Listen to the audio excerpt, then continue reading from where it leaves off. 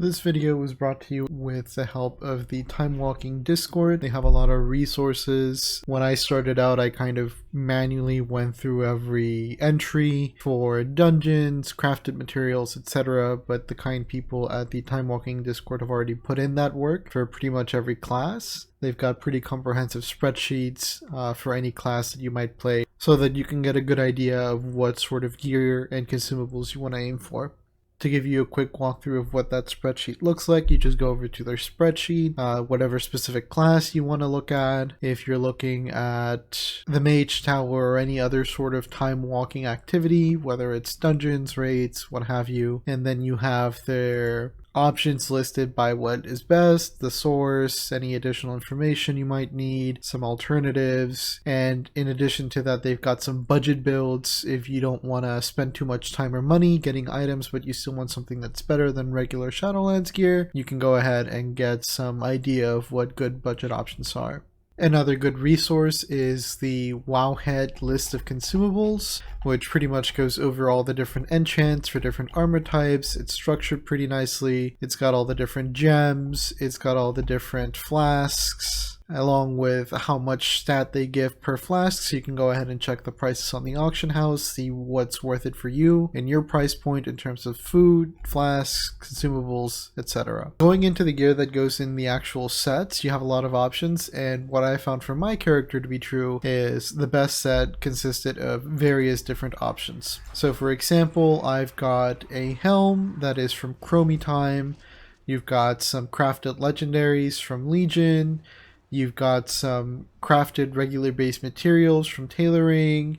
You can have some items from older dungeons like Mechagon, Balefire, older raids like Font, crafted rings, not thumb rings, some crafted weapons. Generally, your strongest bet is going to be a Chromie Time item with a lot of sockets in it. Chromie Time basically means that you have a group with somebody that is level 44 or 45. That makes the base item level drops level 50, which is the cap for the Mage Tower, so you're getting all your strength, all your secondaries out of that item. And you can have things like this helm, which would otherwise have much lower stats at the natural drop level, scaled all the way up to 50. One of the most important parts of Chromie Time is that it allows you to put older enchants on your gear. For example, you can have 8 haste on your gloves, you can have 5 spell power on your gloves, enchants that are otherwise not available to Shadowlands gear. Chromie Time aside, there's other more reasonable options, example being the 2-piece set of Mystic Frostwoven, which has a much higher secondary stat allotment than anything else available, and it has a 2-piece bonus that does work in Chromie Time. So for anything that isn't fire, any other cloth class that wouldn't use Mechagon wrists, for example, you can go ahead and slap the 2-piece on and it's very, very strong. They can be crafted by any tailor. It's a basic recipe. It's not a rare drop. Just make sure you use a Relic of the Past to get that to item level 54 so that it scales down to 50 for the Mage Tower challenge.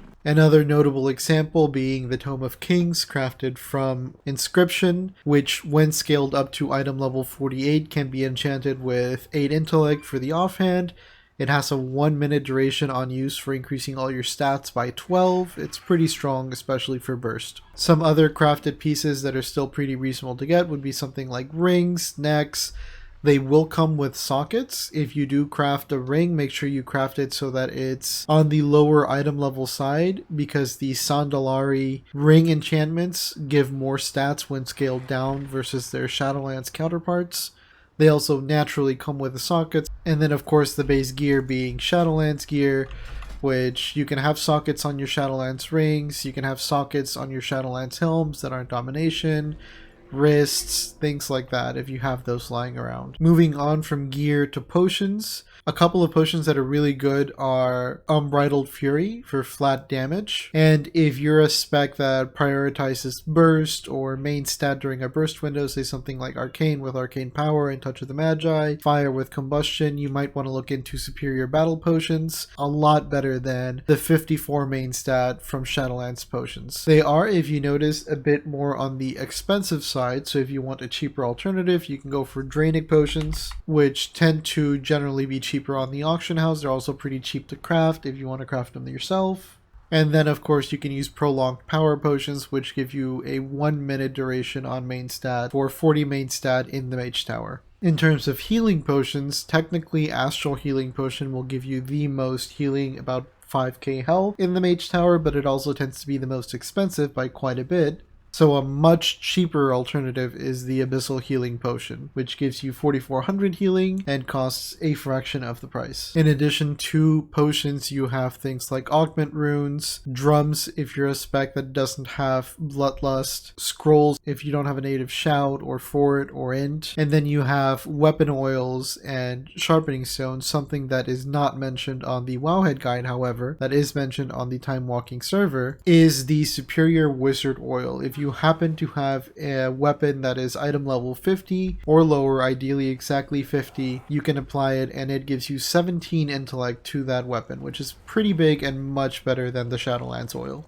In terms of flasks and food, the greater flasks from BFA are going to be your best bet, 31 main stat instead of the 20 given by Shadowlands. And similarly for food, Borealis Blood Sausage will give you 12 primary, or you can get 18 secondary from the Shadowlands items listed below here. I personally didn't find any need for them when doing my healing towers, but the Candid Amberjack Cakes gave you the most mana when scaled down for the Mage Tower should you have a need for mana food. And now some more niche consumables are the Greater Blessed Bandage. The Greater Blessed Bandage has a very low drop rate out of the Argus Emissary and is only usable in the Agatha encounter. I actually tried farming it myself on about 24 characters, didn't get it to drop, didn't bother because I didn't need the healing, but if you are struggling with Agatha and you're struggling with healing in particular, and you don't mind farming some Argus Emissaries until you find it, go ahead and try to farm this item. Some more readily accessible items are Sylvan Elixir, which again only works in Agatha. However, the tooltip is a bit misleading. It claims to increase all stats by 10%, but it only really increases them by around 3%. Case in point, if you'll see, I go from about 501 intellect to 515 with the Sylvan Elixir buff, which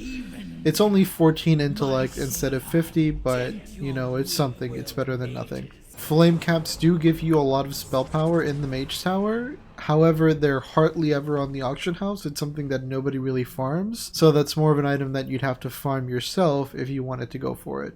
In terms of enchants, both the Time Walking Discord spreadsheets and Wowhead provide pretty comprehensive lists, but for the sake of the video I can go over them real quick myself. For next, basically the Legion enchants are pretty solid, specifically Mark of the Hidden Satyr. However, they don't really do that much damage. It's fairly negligible. If you do want to apply them, keep in mind that the item level of the item you're trying to enchant should be anywhere from 50 to 60, but no higher than 60. Shoulder enchants, you can get any of the inscriptions. They come in intellect, agility, strength, and if you find these to be too expensive, they also have a cheaper version, which would be these inscriptions where you only miss out one main stat for a much cheaper price. Keep in mind that these only apply to item level 50 or lower items, so if you're getting a crafted Mists of Pandaria PvP shoulder, make sure you scale it to 48 and not 54. Also, that does mean that crafted Legion legendaries like Salumbra cannot be enchanted with these enchants. Capes can be enchanted with 6 primary stat, which is pretty big considering they have baseline 8,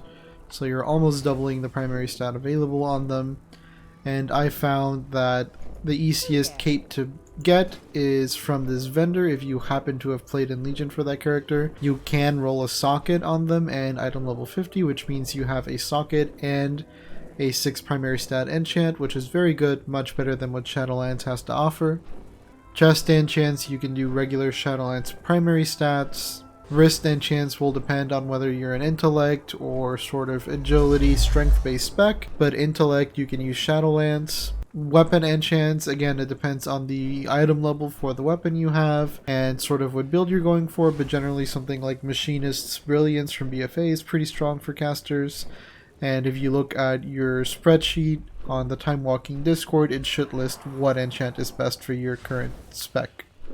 Once again, the main thing to keep in mind when picking out gear and enchants for that gear is whether or not there is an item level 50 or lower exclusive, like armor kits for your legs, intellect or haste for your hands, an extra socket for the belt, or whether it literally doesn't matter, like the helmet, the chest, arguably the neck, the rings, etc. Quickly going over gems, you have a couple of options, some of them being the 4 main stat gem, which comes from Queen's Garnet.